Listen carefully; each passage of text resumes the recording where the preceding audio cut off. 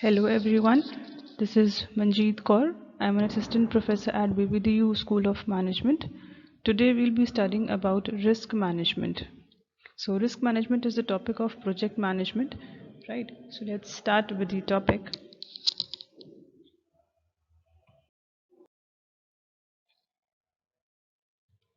Now, risk management. Risk management is a process of identifying, evaluating, and controlling the risks that are associated with a project. Risk management is important for project managers to ensure that all stakeholders are satisfied with the project. Now, there are two types of risk categories. One is the project level risk, and other is the business level risk. Now, project level risks have the potential to affect results at the project level. Project risks may include factors related to budgeting, resource management, scheduling, etc. Business level risks have the potential to affect the overall operations of a business, which include factors like project prioritization, governance, customer satisfaction, and workforce risks. Now, moving on to the next slide, we'll be studying types of project risks. Now, next we have types of project risk.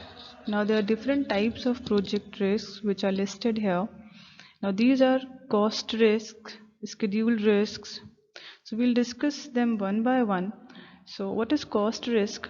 Cost risk is probably the most common project risks of the bunch, which occurs as a result of poor or inaccurate planning, cost estimation, or scope creep. Now, when this happens, project managers end up spending more money than they actually have on a project, which may hurt the business in other places or cause the project go unfinished if the funds and resources cannot be replenished. Now, second is the schedule risk.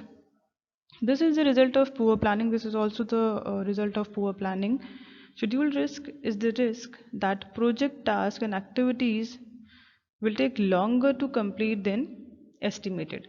Schedule risk is closely related to cost risk because any slips in schedule often increases cost, slows down project benefits, and throw off timelines, which lose any competitive advantage you might had at the beginning. Now, next is performance risk. Performance risk in this it is not just the fault of any one party.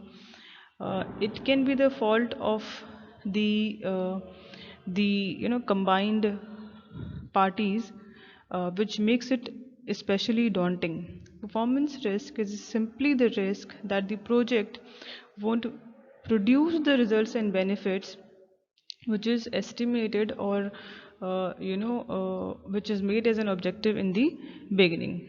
Even if you keep cost within budget and stick to the schedule, performance risk can mean that you have lost time and money on a project that ultimately did not deliver. The next is technology risk. Technology risk refers to the potential financial and operational risk that arise from using technology in a project. It includes the risk of technical failures, cyber attacks, system breaches, and other unforeseen problems that can impact a project ability to achieve its goals. Now, next is communication risk. Communication risk in a project refers to the potential for communication failures, errors, or misunderstandings that could lead to delays, rework, or even project failures. Now, next one in this is scope creep risk.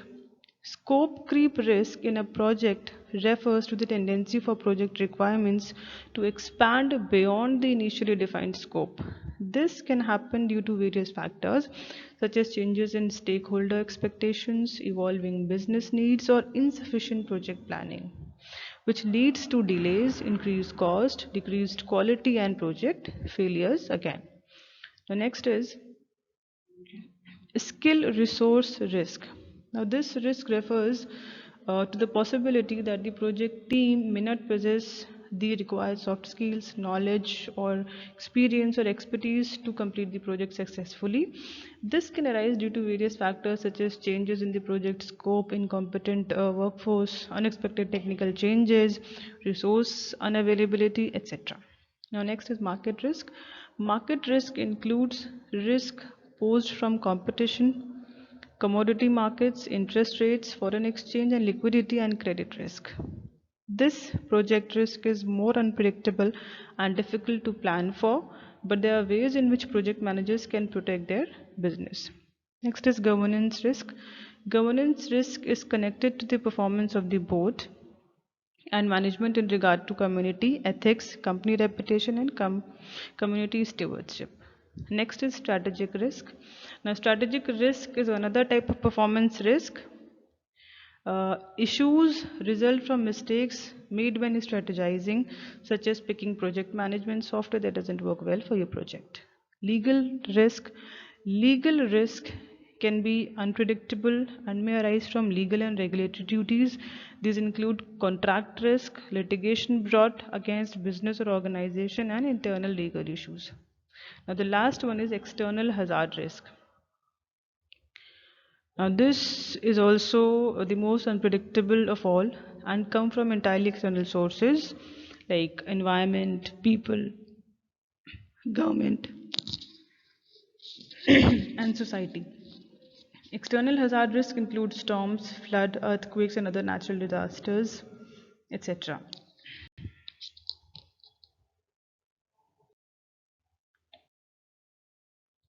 Next, we have steps in a project risk assessment.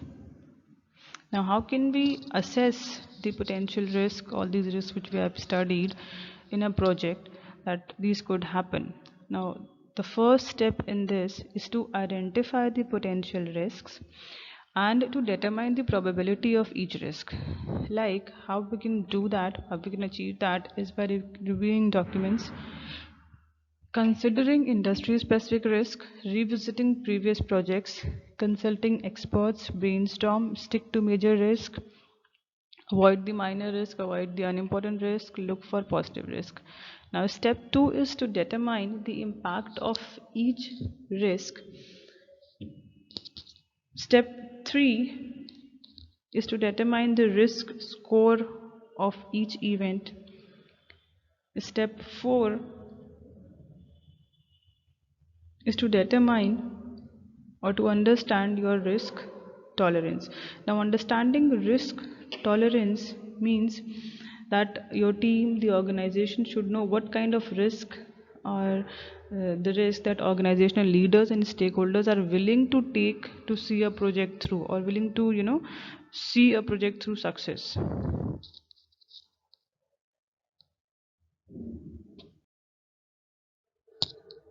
Now, step 5 in this is decide how to prioritize risks.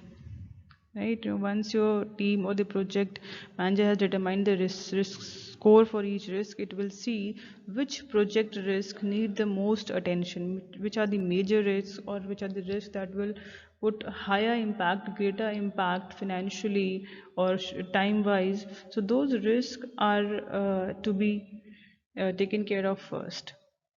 Then the next step is to develop risk response strategies.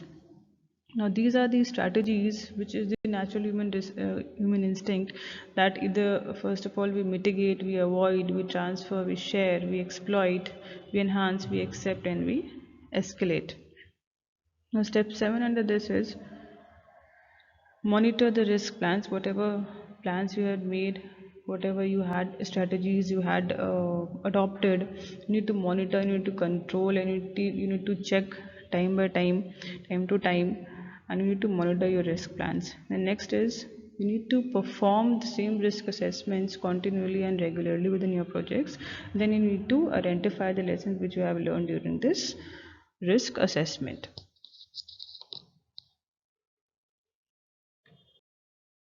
Now, the last topic under risk management is the steps to manage the project risk. Now, the first step is to identify risk early with the risk register. Now, it is a great way to identify the project risk with the help of risk register. A risk register is nothing but a software, a platform, an application, a tool that helps project managers track issues and deal with them as early as they arise. The use of risk register in a project management and risk management is to record details of all identified risks along with their analysis and plans for how the risk will be handled. In short, a risk register or log identifies different risks and their severity, then provides actions and steps to mitigate the risk. Now, second step is to employ project management software. Now, project management software allows you to streamline project tasks and activities as well as plan out work to the last detail. Software is one of the most top options to avoid risks because it allows project managers to see problems and risk in advance and plan accordingly. The third is to prioritize risk. Now, once we have identified the most common risk, we can prioritize them in a way that best suits your business. This means that you identify which risks are more pressing and then handle those first. Some risks may be able to wait, may be lesser important, while other such as cost risk and legal risk are the most urgent. Now next is link the possibility of each risk with its impact. Linking the possibility of each risk with its impact is a crucial step. The case of risk refers to the likelihood of the risk occurring, while impact of risk refers to the severity of the consequences if the risk occurs. And the last step in this is how to manage risk is to have a contingency plan for each risk. Now, a contingency plan is a vital component of risk management. It outlines the steps to be taken in case of risk materializes. Organizations should have a contingency plan for each risk, which includes identifying triggers, defining response procedures, and assigning roles and responsibility. So the contingency plan should be regularly reviewed and updated to ensure this. Thank you so much.